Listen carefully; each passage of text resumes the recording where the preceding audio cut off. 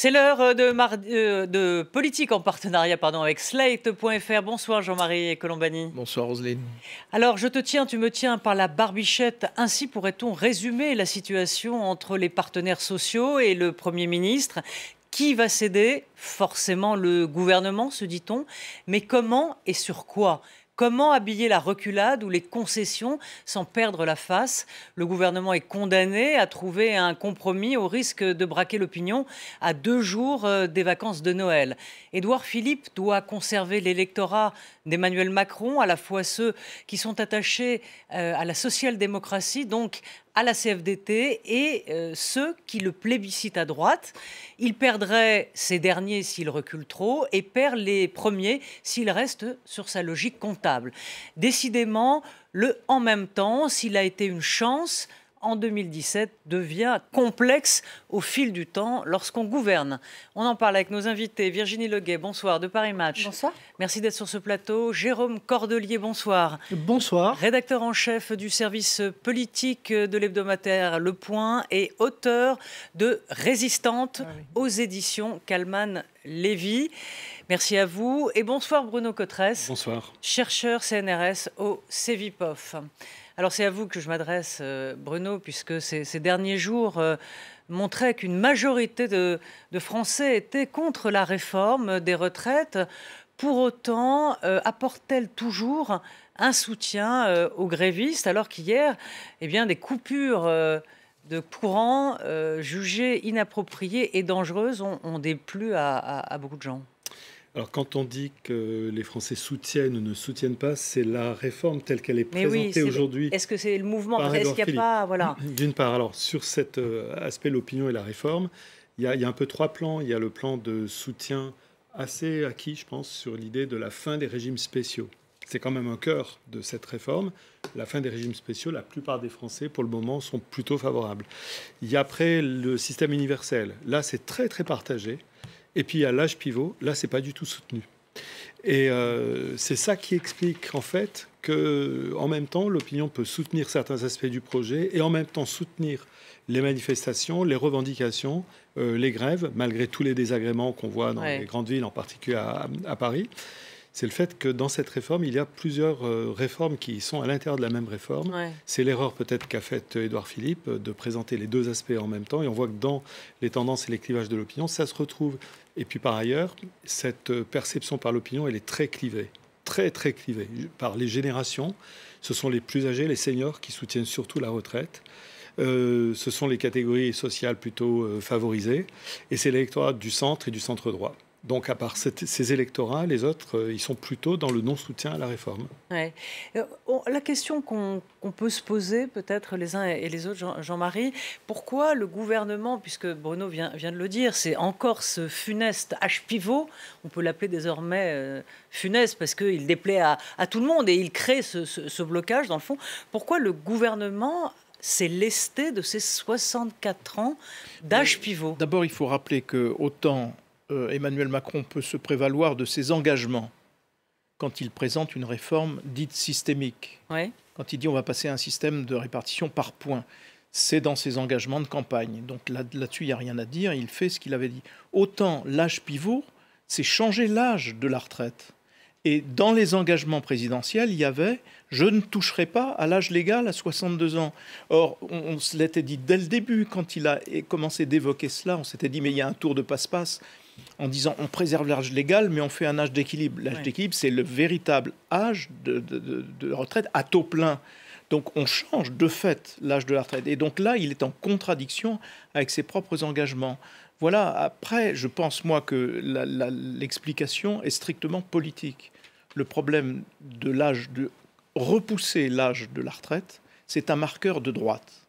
Donc aller dans ce sens, ajouter cela à la réforme au nom d'un rapport du corps, mais les rapports du corps, on sait ce qu'ils sont. Le rapport du corps n'était pas le même lorsque Emmanuel Macron a fait cette Ils sont modifiables au gré des hypothèses que vous choisissez, comme vous voulez. Mais autant, si vous voulez, là, c'est une façon pour Emmanuel Macron et Édouard Philippe, évidemment, de s'ancrer à droite, de se garantir à droite. Et je rappelle que le rôle et la mission du Premier ministre, Édouard Philippe, c'est précisément d'arrimer à Emmanuel Macron cette partie-là, en gros l'électorat de François Fillon. Oui. C'est pour cela qu'il est là, Édouard Philippe. Et donc lui, de ce point de vue-là, il est dans l'accomplissement de sa mission politique. Il n'y a pas d'autre explication. Sinon, on se dit, mais quelle fausse manœuvre, puisque de toute façon, ça empêche les syndicats réformistes d'adhérer complètement, car les syndicats réformistes sont pour la réforme elle-même, mais contre l'âge pivot, c'est-à-dire contre le fait que Emmanuel Macron renonce à son engagement de campagne, qui était de ne pas changer l'âge de la retraite à taux plein. Alors on écoutera Jérôme Cordelier qui a suivi pour Le Point quelques longues semaines, je crois, Édouard Philippe, mais peut-être Virginie, votre analyse, vous, de la situation. Sur je vous pose la même question que Jean-Marie, dans le fond, sur cet âge pivot. Pourquoi il s'accroche à cela? Est-ce que vous êtes d'accord pour garder cet électorat de droite, ou se dire, dans le fond, après tout, on fait une réforme systémique, on vire les régimes spéciaux, donc tant qu'à faire, on n'a qu'à faire une réforme paramétrique, c'est-à-dire de mesures d'économie. Est-ce que c'était une manière de faire une pierre trois coups ? Moi, je crains que cette façon de faire une pierre trois coups, finalement, ne serve à faire aucune pierre d'aucun coup.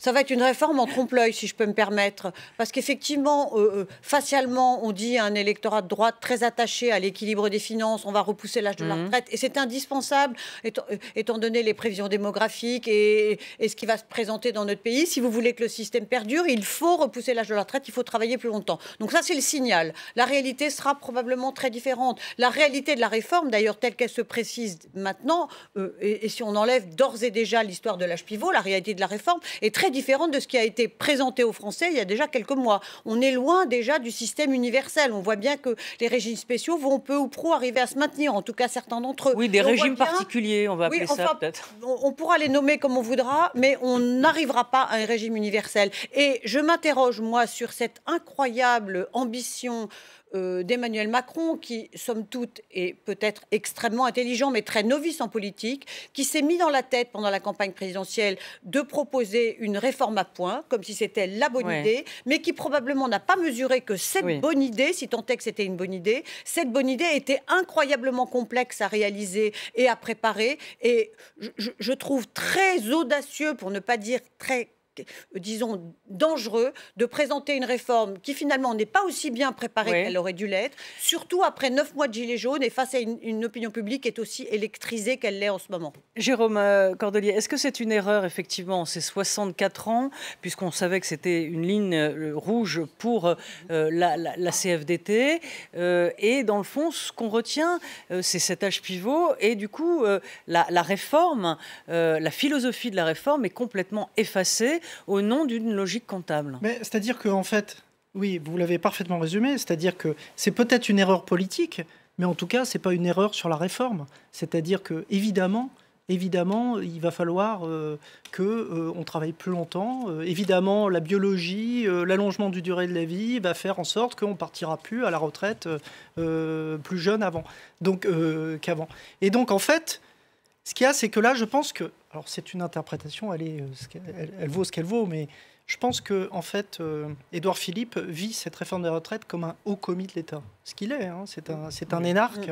Enjupéiste, bon teint. D'abord, un haut commis de l'État. C'est-à-dire, voilà un homme qui, depuis plusieurs mois, même quelques années, assume tout ce qu'on lui demande de faire. Donc là, il assume même cette réforme, contre laquelle, mais il n'était pas forcément... Mais on dit que c'est lui qui a fait pivoter, sans faire de mauvais jeu de mots, Emmanuel Macron, qui lui voulait, ça serait bien tenu, bien sûr, à une réforme. Mais là, si vous voulez, on le pousse en première ligne, puisque là, il y a eu un partage des tâches, si on peut dire, c'est-à-dire que le président de la République a été en première ligne pour les Gilets jaunes. Maintenant, voilà, donc lui, il continue d'assumer ce qu'il est, c'est-à-dire, voilà, un haut commis de l'État qui assume une...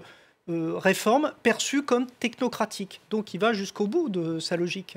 Et donc la logique est que, évidemment, il faut un âge pivot à 64 ans. Évidemment. Le problème, c'est que les gens n'entendent pas ça et que cet âge pivot est un peu une crispation des blocages français. C'est-à-dire que c'est une réforme qu'il faut faire. Tout le monde s'accorde à dire ça. Le problème, c'est que ça bouscule tellement de choses que maintenant, les gens sur cet âge pivot crispent des éléments de revendication qui n'ont rien plus à voir avec cet âge pivot. Il y a en fait deux éléments qui compliquent un peu les choses. Il faut se souvenir qu'au point de départ, on nous dit ce nouveau système se fera à coût constant. C'est-à-dire on nous dit en même temps que le nombre des retraités va exploser, va continuer d'augmenter. Donc si le nombre des retraités augmente, et si vous êtes à coût constant, ça veut dire que les pensions vont baisser. C'est ça que ça veut dire. Et ça, c'est inavouable. Oui. C'est inavouable. Alors l'histoire de l'âge pivot, c'est une façon d'éviter cela, parce qu'au fond, on engrange de la recette pour éviter ce type de dérapage. Mais c'est là que le bas blesse en même temps. Et c'est de là que vient en grande partie la méfiance qu'une bonne partie de l'opinion peut avoir vis-à-vis de ce système, parce qu'on nous dit à coût constant, ça ne marchera pas au niveau actuel des pensions. Donc derrière, il y a inévitablement ou bien un allongement de la durée de l'âge légal, enfin on repousse l'âge légal, ou bien on diminue les pensions. C'est ça la vérité. Et plus que le rapport des experts qui vous diront au gré des besoins de chaque gouvernement, il faut appuyer ici ou il faut appuyer là. Alors, vous voulez tous répondre les uns Moi, je voulais juste faire une petite observation sur le simulateur, qui n'est d'ailleurs pas vraiment un simulateur qui a été lancé aujourd'hui, qui en fait est une succession de cas précis. Oui.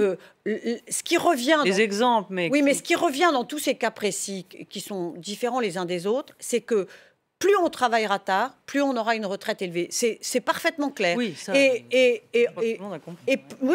mais ce que je veux dire, c'est qu'il n'y aura pas d'autre choix que de travailler plus longtemps si on veut réellement avoir un bonus. Et le bonus sera incitatif. Selon certaines carrières et selon ce que j'ai pu comprendre des cas précis, les retraites peuvent être bonifiées de plusieurs centaines d'euros.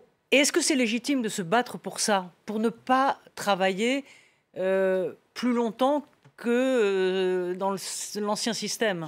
Je pense que pour certains Français, c'est plus que légitime, c'est absolument essentiel.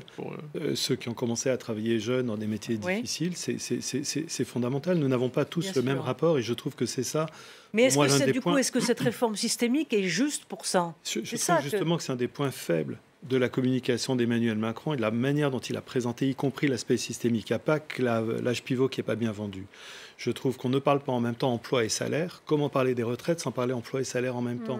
On voit que la question se pose très cruellement pour la fonction publique. On est obligé à un moment donné de dire, alors on va communiquer par exemple sur les enseignants, mais c'est un peu l'arbre qui cache la forêt. Il y a de multiples métiers de la fonction publique où il n'y a pas de prime. Et si on incorpore les primes et qu'on n'a pas de prime, on va être obligé, et de ce point de vue-là, je trouve que le boulot du gouvernement n'est pas très bien fait dans l'explication aux Français. On n'explique pas quel va être le coût macroéconomique dans les 10, 20, 30 ans qui arrivent, de réaugmenter les salaires, par exemple, des cadres de la fonction publique, de tous les métiers de la fonction publique qui n'ont pas de prime. Oui, le coût de la réforme sera très élevé. Et en fait, il n'y a pas que les enseignants. Donc ça, de ce point de vue-là, je trouve qu'avoir présenté cette réforme sans en même temps mettre sur la table ces éléments génère évidemment pour les professions concernées tout de suite un doute, une interrogation, des craintes de dire mais on ne parle pas de moi et pourquoi Donc je trouve que même la réforme systémique n'est pas nécessairement très bien vendue. Très bien vendue, mais est-ce que... Ou expliquer. Expliquer. Mais dans le fond, pour se faire une idée... sur cette réforme, est-ce qu'elle est... Finalement, on en perd un peu tout son latin, parce que... Et le gouvernement aussi. Pardon ? Le gouvernement aussi. Le gouvernement aussi. C'est vrai que même pour nous, qui en parlons toute la journée, on se couche, on pense aux retraites, on se lève, on pense aux retraites.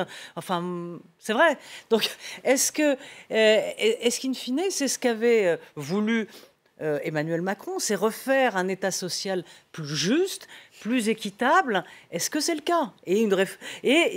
On va dire, une réforme plus sociale, plus à gauche. Le problème, c'est que c'est la réforme marquante du quinquennat. C'est-à-dire que là se joue l'avenir du quinquennat actuellement. C'est-à-dire que s'il cède face à la rue sur une réforme qui...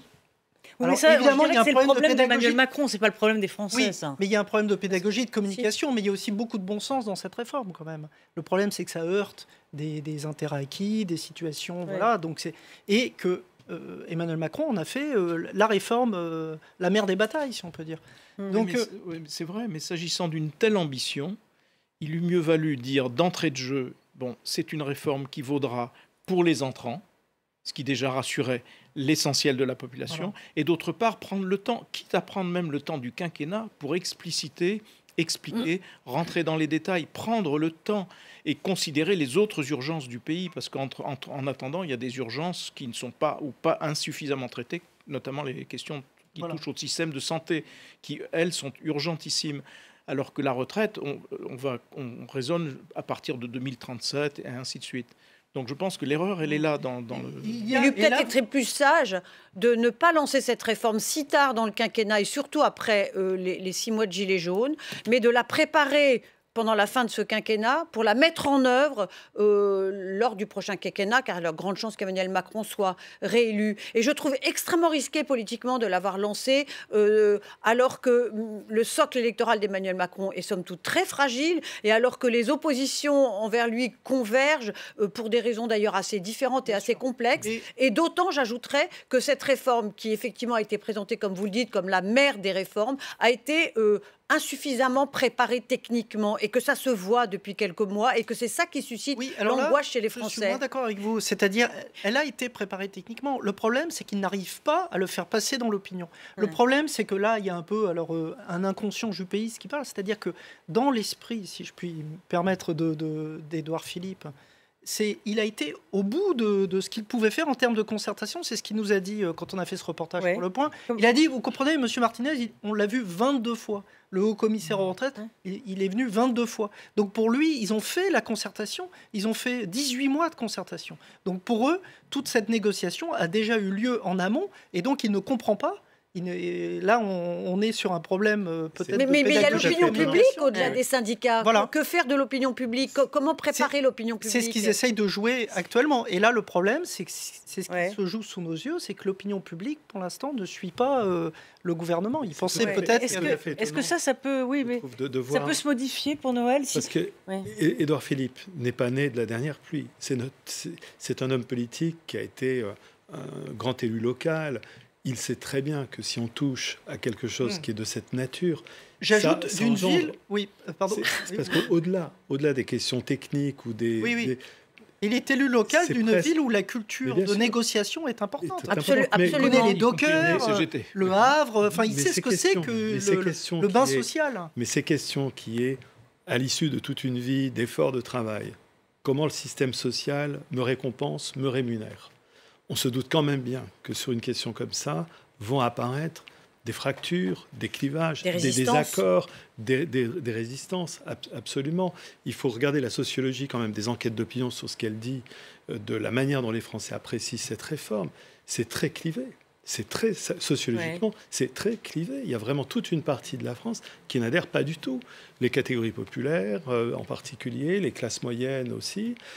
Donc, engager tout ceci, effectivement, en n'ayant pas pris le temps de dire d'abord, mettons en œuvre ces fameux simulateurs que tout Français puisse attester de la bonne foi du gouvernement en disant, voilà, je l'ai fait, je me suis appliqué le cas, ça marche, effectivement, est un peu étonnant. En même temps, le substrat de tout ça aussi, c'est le discrédit de la parole publique. Oui. Parce que tout ça intervient dans ce contexte-là. Absolument. Beaucoup de gens disent qu'ils sont contre la réforme des retraites parce qu'ils sont contre ce que propose le pouvoir macronien et on peut aller au-delà, ce que propose même l'élite. Pardon, je ne suis même pas sûre qu'il soit contre. Je pense qu'il ne croit plus en ce qui est dit et il s'autorise à dire vous pouvez dire ce que vous voulez, moi je ne vous crois pas. On l'entend même dans les débats entre les syndicalistes et les hommes politiques. Les hommes politiques disent une chose, le syndicaliste en face dit vous pouvez dire ce que vous voulez, moi je ne vous crois pas. Vous avez le droit de le dire, mais moi je n'adhère pas à ce que vous dites. Et ça, les Français l'entendent très bien. C'est quand même énorme que la CGT fasse des coupures sauvages partout en France et que les gens soutiennent encore la CGT. C'est quand même un truc de dingue. C'est le retour à une très mauvaise tradition, entre guillemets, de la CGT. C'est les pires. C'est quand la CGT est trop radicale et qu'elle s'égare, d'ailleurs, dans le jusqu'au boutisme, qu'il y a des manifestations de cette nature. Ça, c'est évidemment, ce sera, je pense, en fait, condamné par l'opinion. Non, moi, la question que je me pose, c'est d'abord, nous n'en serions pas là s'il n'y avait pas eu les Gilets jaunes. Parce que je crois que les Gilets jaunes ont beaucoup perturbé, abîmé le climat. Laisser un goût très amer et surtout laisser cette idée folle en elle-même, sans violence, on n'obtient rien.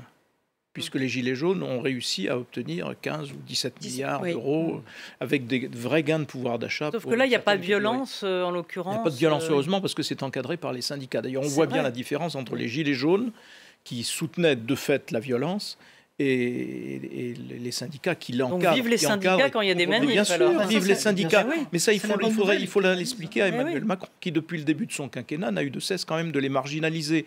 Or, une démocratie... Parce que disait Jérôme, oui, mais avec retard, 2 ans de concertation, c'est pas marginalisé. Avec retard et... Oui, avec quand retard. ils considéraient qu'ils étaient des ralentisseurs. Il a quand même au départ considéré, en effet, que c'était des rentiers du front social ou du dialogue social et qu'il fallait les marginaliser. Donc c'est une erreur politique stratégique majeure. Et moi, la question que je me pose, c'est qu'est-ce qui est en train de se passer dans la tête de nos compatriotes ? Quelles leçons vont-ils tirer de cet épisode, qui n'est pas un épisode à ce stade favorable au gouvernement ? Et on a une Marine Le Pen qui est là, qui est bien là, qui prend la parole, qui soutient... Donc les conséquences politiques. Qui soutient la revendication, d'ailleurs, qui demande la retraite à 60 ans, mais qui en même temps, avec le Front National, réussit à garder une image d'ordre. Donc tout cela, ça fait des voix, sans jeu de mots, des voix TGV pour le Front National. Et donc c'est ça qui est à craindre à la sortie de cet épisode. Et donc Emmanuel Macron, qui l'a installé en majesté face à lui, là, je trouve qu'on joue doublement avec le feu, parce que de cet épisode-là, s'il tourne mal, s'il se passe mal, et si dans l'opinion les Français en tiennent rigueur au gouvernement, ça se soldera à l'élection présidentielle. Et ça se soldera par des gens d'extrême gauche, qui voteront, qui n'hésiteront pas à voter au deuxième tour pour Marine Le Pen, et par des gens de gauche qui se reconnaissent, par exemple, dans la CFDT, qui pourraient se dire « moi, je m'abstiens ». Donc là, ce sera le scénario catastrophe. Oui, d'autant que les non-dits d'aujourd'hui, dans 2 ans et demi, deviendront un peu réalité. Donc ce qui aura été caché ou atténué ou dissimulé dans la présentation de la réforme, les Français le sentiront dans 2 ans et demi. Ils le comprendront, ils le verront beaucoup plus concrètement. Et les frustrations et les colères s'accumuleront après les Gilets jaunes. Il y aura le sentiment d'avoir été dupé. Si tant est que le gouvernement va jusqu'au bout de sa réforme, si tant est qu'il finisse par présenter une réforme qui sera, je le répète, bien différente de la réforme qu'il a proposée au début, mais qui finira peut-être par être une réforme. Cette réforme donnera des effets concrets assez vite, puisqu'on a bien vu que assez vite, les gens pourront rentrer dans un système. Alors, je ne parle pas des régimes spéciaux, je parle de la grande majorité des Français. Et là, l'élection présidentielle de 2022 va rentrer en collision directe avec ce que les Français auront compris de tout ça. Je rappelle que l'épisode de 95 avait été sanctionné par les Français au moment de la dissolution et que Nicolas Sarkozy n'a pas été réélu. Il s'était enorgueilli à juste titre d'avoir fait face à 1 million de personnes plusieurs fois dans les rues et d'avoir maintenu sa réforme des retraites, mais une part des Français le lui ont fait payer à l'élection présidentielle. Donc on est là dans une zone de grand danger politique. Tout à fait. J'abonde dans ce sens. Je pense qu'en fait, effectivement, l'élection présidentielle sera le jour où l'addition est présentée. Ça ne fait aucun doute. Ce qui me stupéfait, moi, c'est aussi l'absence totale du grand débat national dans le tableau d'aujourd'hui. Ça, on a eu, après la crise des Gilets jaunes, ce grand débat national. On n'a pas parlé des retraites, la réforme essentielle du quinquennat, qui aujourd'hui est au centre d'une crise syndicale, sociale, politique de grande ampleur. Et en fait, à quoi servit le grand débat national, puisque si le problème essentiel de la France, c'était les retraites, mais alors pourquoi on n'a pas consacré le débat national à ce thème ?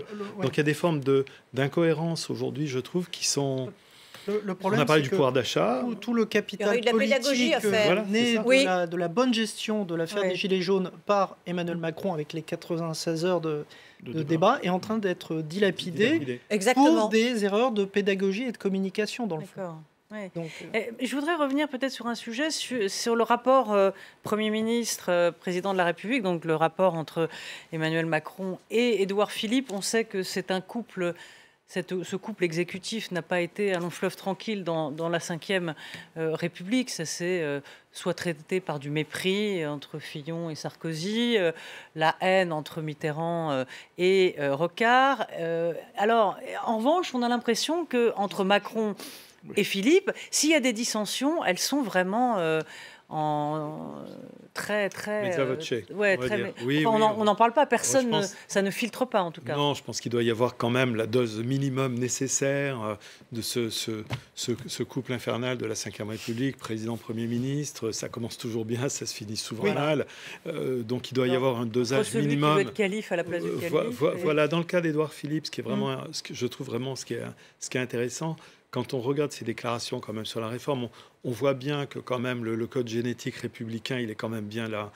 Il en fait une question de principe, la question budgétaire. c'est fondamental chez lui. Il s'est placé à la fin du discours sous la tutelle bienveillante de Michel Rocard et de Pierre Mendès France, le parler vrai. Donc, c'est une question de principe.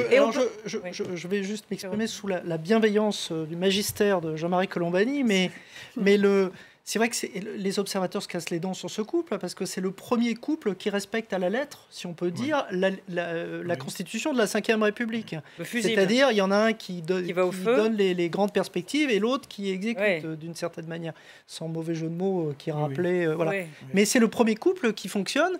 Il y a un numéro 1 et un numéro 2. Il n'y a visiblement pas d'ego, pas de concurrence. Et qui arrive à cadenasser l'info. Voilà. Parce qu'aucun entourage ne jette de l'huile sur le feu, ce qui était quand même monnaie courante auparavant. Et eux-mêmes sont très silencieux sur ce sujet. Trop. Mais cet épisode-là que nous vivons va mettre ce couple à l'épreuve. Parce que là, Édouard Philippe est en première ligne. Parce que probablement c'est lui qui a absolument voulu réintroduire l'âge pivot dans la réforme et qu'Emmanuel Macron... Il était poussé avant, quand même. Alors, et qu'Emmanuel Macron l'a laissé faire. Donc Emmanuel Macron lui dit, va jusqu'au bout, vas-y, tu veux y aller, vas-y. Mais si ça devait échouer à un moment ou un autre, pour l'instant, rien n'est acquis. On voit bien qu'il y a des négociations et des tractations. C'était Édouard Philippe qui est en première ligne. Emmanuel Macron se réservera moi, si je peux me permettre, ce que je trouve le droit d'intervenir après. Ce que je peux me permettre, ce que je trouve dommage, c'est que c'est la première fois qu'on a un couple au sommet de l'exécutif qui fonctionne, qui n'est pas perturbé par des égos. On se souvient quand même de Giscard Chirac, Mitterrand-Rocard, Fillon-Sarkozy. Il y a eu quand même beaucoup de perturbations liées à des conflits d'ambition personnelle. La guerre de Manuel. Même si... moi, je dirais que l'ego d'Édouard Philippe est suffisamment souple pour qu'il ne s'affronte pas à l'ego d'Emmanuel Macron, qui est peut-être plus invasif. Mais c'est quand même dommage, parce que pour la première fois, on a un couple qui fonctionne. Alors, cela dit, Jérôme, on entend certaines mauvaises langues ou des esprits tordus dire Édouard Philippe, en fait, s'il devient fusible, ce que vous disiez, si ça échoue, il est le fusible, il est viré, il est paratonnerre, donc c'est classique dans la 5e, et du coup... Il peut aller rejoindre les rangs de la droite pour être le sauveur de la droite. C'est pas moi qui le dis. Il a déjà quitté les rangs de la droite. Certains esprits mal intentionnés qui donnent à Édouard Philippe. Il incarne la droite physiquement et politiquement. Il est là pour incarner la droite. Je suis assez admiratif parce qu'il est calme, il suit son cap. Regardez par exemple sur l'hôpital. Comme il fait prévaloir son point de vue, qui est exactement celui que vous disiez. Il a dit, il est calme, il a sa petite barbichette qui blanchit quand même. Sur l'hôpital, on vous annonce 1,5 milliard. Et puis quand vous regardez dans le détail de ce que va lâcher Matignon, c'est pas 1,5 milliard là, c'est 200 millions à peine. Parce qu'il fait prévaloir une logique qui est la logique budgétaire, qui est la logique de son cap et ainsi de suite. Donc il est assez fort dans son genre, tout en respectant absolument, comme vous le disiez tout à l'heure, absolument les règles d'or de la 5e. On va passer à la chronique sur les réseaux avec Véronique Reissoultin.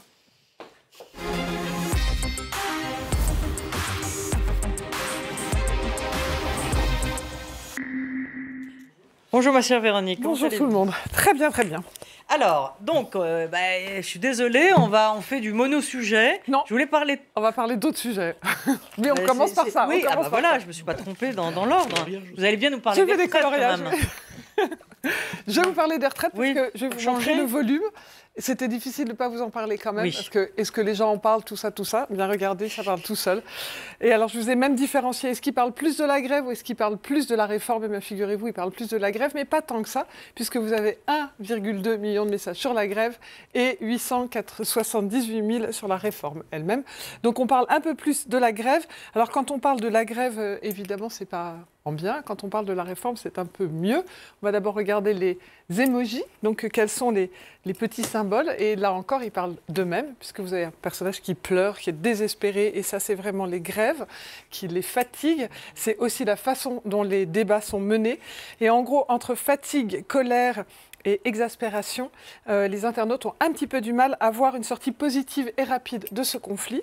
Et pour la grande majorité des internautes partout en France, sachant qu'il y a plus de discussions sur les grèves dans la région parisienne que dans le reste de la France. Mais pour la grande majorité des internautes partout en France, la sortie de crise semble assez difficile pour les fêtes. Ils en rêvent, mais ils ont peu d'espoir et ils ont l'impression que ça va être compliqué. Quand on regarde les mots, cette fois-ci, eh bien, voilà, pivot, point, négociation. On voit bien quel est le cœur des discussions sur la réforme pour les internautes. Il ne faut pas croire que les grèves et la démission de M. Delevoye ou d'autres discussions les aient éloignés du fond de la réforme. En fait, ils sont en train de se poser des tas de questions. Ils attendent avec impatience le fameux simulateur, j'aimerais bien comprendre, mais surtout, ils finissent par être perdus. Ils ne savent plus qui croire. Est-ce qu'on croit le gouvernement? Est-ce qu'on croit les syndicats? Est-ce qu'on croit les rumeurs que l'on lit sur les forums? Bref, ils commencent à douter. Et quoi qu'il arrive, ils se disent que tout ça est un peu la faute du gouvernement, un peu la faute des syndicats, sachant que j'ai vu que vous aviez parlé quelques instants de ce sujet des coupures d'électricité qui, par contre, sont unanimement condamnées sur les réseaux sociaux, unanimement condamnées par tout le monde en disant non, ça n'est pas possible, c'est illégal. Ça peut faire basculer l'opinion, ça, Bruno? Si on abuse beaucoup, oui. Oui. Mais ils l'ont senti un peu qu'ils étaient la CGT, je pense. Oui, je pense qu'ils se sont dit que là, c'était pas la bonne idée, non. Oui. Non. Ouais. Et d'autant que ce soit des gens qui étaient favorables ou pas favorables aux grèves, tout le monde condamne unanimement. Donc, je pense qu'ils auront compris que c'était pas. La difficulté, c'est que peut-être la base n'obéit pas à la direction de la centrale. Mais ce qui était intéressant, parce que j'étais aussi voir, alors ça se voit pas dans les nuages de mots, mais j'étais regardé ce qu'ils disaient sur les forums de syndicalistes, et on voit bien que même eux, c'est pas très clair. Donc, ça m'étonnerait qu'ils renouvellent en soi. Il y a quelques-uns qui sont vraiment très énervés, qui veulent le faire, mais ils ne sont pas suivis tant que ça par la majorité. Donc voilà, je ne peux pas prédire de ce que va faire la CGT n'est pas uniforme. Non, c'est très compliqué. Elle n'est plus gouvernée. Elle ne peut plus être gouvernée comme elle était gouvernée au temps d'anciens secrétaires généraux, parce que ça n'est plus un bloc. Il y a vraiment des micros. Enfin, pas des micros, des catégories différentes qui chacune a sa propre logique. Mais moi, juste un mot sur tout ce qu'on voit là. Ce qui m'angoisse le plus, pour ce qui me concerne, c'est le spectacle que l'on voit des foules qui se pressent dans les couloirs de métro, où on voit que plus aucune règle de vivre ensemble n'est respectée. Les enfants sont bousculés, les femmes sont bousculées, les gens s'écrasent les uns les autres, personne ne respecte personne. C'est absolument hallucinant ce qui se passe et c'est très angoissant. Dans le pic sur les grèves, c'est essentiellement ça, les gens sont les pistes cyclables également. Oui, c'est pas mal aussi, j'allais le dire. Même quand on roule à vélo ou en scooter, je peux vous dire que c'est... Mais c'est très... Avec une agressivité ambiante. Latente, oui. Latente, mais qui est très commentée, mais très... voilà, c'est l'Île-de-France et la région parisienne. Donc le reste des internautes plaignent les Parisiens, mais ça leur semble relativement loin aussi. Pour une fois qu'on prend pitié des Parisiens. Alors, je savais que, franchement, vous allez vous dire, bon, la retraite, c'est bien, mais il faudrait parler d'autre chose. Oui. Bah oui. Et d'après vous, quels sont les deux sujets dont les internautes ont parlé? Donald Trump. Voilà. Gagné. Alors, Trump. Vous avez gagné un porte-clés France 24, Jean-Marie. Trump, c'est le sujet favori de Jean-Marie Colombani. Et alors, là, quand même, il y a un petit peu d'actualité pour M. Trump. Alors, je voulais vous résumer un peu ce qui s'est passé, parce que vous savez que c'est le champion quand même de l'expression sur Twitter. Alors, vous voyez, ce tweet, c'est celui qu'il a épinglé en haut de son compte. C'est un tweet qui a eu plus de 270 000 interactions et qui raconte bien sa posture, parce qu'en gros, vous voyez ce qu'il a écrit, c'est en réalité, c'est pas moi qu'ils veulent, c'est vous qu'ils veulent. Je suis juge sur leur chemin. Voilà. Donc, en fait, il se pose un peu en victime, un peu dans une logique de complot et un peu dans la défense unanime des Américains. Ensuite, sa deuxième stratégie, toujours sur Twitter, c'est que, en fait, dès qu'il y a des républicains qui le soutiennent et qui émettent un message, ils le retranscrivent tout de suite. Donc là, je vous en ai pris un qu'il a retweeté, qui est le compte des sénateurs républicains. Il a, par exemple, hier, en moins d'une heure, retweeté plus de 20 messages de républicains pour montrer, voyez, regardez tous ces gens qui me soutiennent, sont d'accord avec moi, c'est un complot, c'est pas bien, enfin voilà. Et puis aussi, il essaye de démontrer dans ses tweets que les Américains sont derrière lui.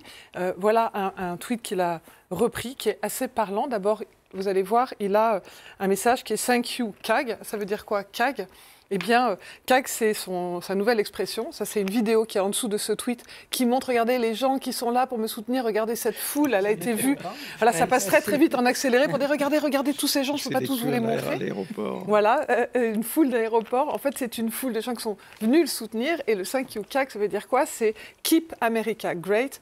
Pendant sa campagne, c'était MAG, Make America Great. Donc ça veut dire que ça y est, on est déjà des champions. Continuez à me suivre. Et cette petite vidéo qui donne un peu mal Locker, parce qu'elle tourne en boucle comme ça à toute vitesse, elle a déjà été vue plus de 4 millions de fois. Donc, vous voyez, ça fonctionne plutôt bien. Et puis après, un autre tweet qui vous explique, tout ça c'était juste hier, mais il y en a tellement, mais c'était pour vous montrer. Il parle en criant. Vous voyez, il écrit tout en capital. Quand on écrit tout en capital sur les réseaux sociaux, c'est-à-dire qu'on crie, et il crie en disant, voilà, des mensonges aussi atroces de la part de la gauche radicale n'ont rien de démocrate. C'est une attaque contre l'Amérique, une attaque contre le Parti républicain. Enfin bref, la victime qui crie, qui se bat. Alors vous allez me dire, bon, il n'y a que Trump qui s'exprime. Ben non, quand même, un peu les démocrates, mais le niveau des démocrates, j'ai pris le tweet le plus repris, celui qui a créé le plus d'engagement, mais en fait, c'est un jeu. Et franchement, c'est des arguments qui sont assez puissants. Hein. Et alors, du coup, ça a donné un mème. Et vous avez plein d'images. Alors, j'ai pris la plus subtile, mais voilà, ce mème, c'est plein d'images qui sont partagées sur les réseaux sociaux avec la réponse à ce fameux fuck Donald Trump. Donc voilà, donc une jolie image. Mais il y en a plein. Mais c'est étonnant de voir avec du recul, mais c'est vous les spécialistes, vous allez pouvoir nous dire pourquoi, mais de voir qu'il a une stratégie très claire et il utilise très bien les réseaux sociaux, il utilise très bien son compte, et en face, les démocrates, certes, ils sont là, mais... Jean-Marie il faut se souvenir qu'il se forge dans une émission de télé-réalité. C'est ça. Et qu'il est vraiment une création de la télé-réalité et dont il applique toutes les recettes. Extrêmement bien. Et donc c'est comme un jeu de télé-réalité avec la même agressivité, il a fait sa fortune de notoriété là-dessus. Et donc il continue à appliquer les mêmes recettes. C'est vrai que le tweet qui est avec « ce n'est pas moi qu'ils veulent, c'est vous », bien sûr, qui est présenté comme une affiche électorale déjà. Qui est très esthétique en plus. 270 000 interactions juste au moment où il a sorti, on se dit mais c'est incroyable la puissance qu'il a. Alors et j'ajouterais juste une petite phrase. Donald Trump ne cesse de s'adresser à son électorat qui le soutient de façon extrêmement forte et extrêmement homogène. Et il le sait très bien. Donc c'est un dialogue qui passe par-dessus la tête de tout le monde, mais qui s'adresse directement à ses soutiens. Le fameux CAG, il fonctionne. Alors Star Wars. Star Wars, parce que c'était l'autre sujet dont tout le monde a parlé. Vous allez me dire Star Wars, c'est pas politique, tout ça. Non, c'est vrai, c'est pas hyper politique, mais il y a eu tellement de messages, plus de 3 millions de messages juste hier sur cette sortie de film. Et vous figurez-vous que les Français s'y sont mis, mais surtout les pompiers français, ils adorent Star Wars. Je vais vous montrer un petit film, voilà, qui a été tweeté, qui est un film des pompiers de Paris, qui essaye de retranscrire un peu la force de ce film. Et voilà, donc ça a été beaucoup partagé.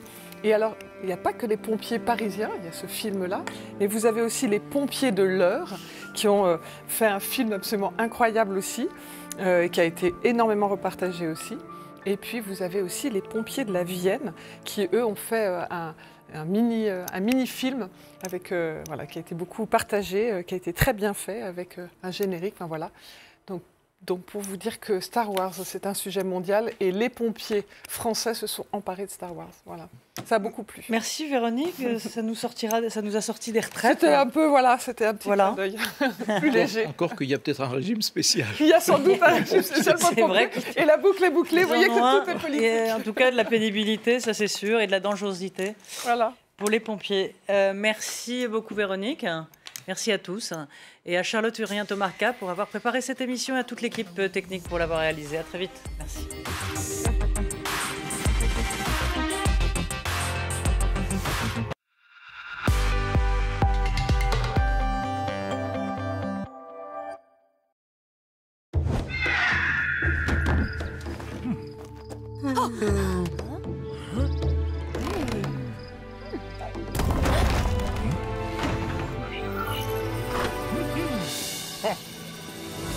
Forge of Empires. Développez votre ville depuis l'âge de pierre jusqu'à l'ère du futur. Disponible sur l'App Store et sur FOE.tv.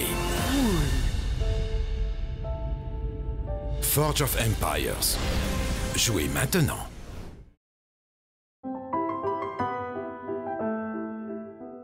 Avec les conseils de Brico Pro, le pro pour bricoler, jardiner, c'est vous.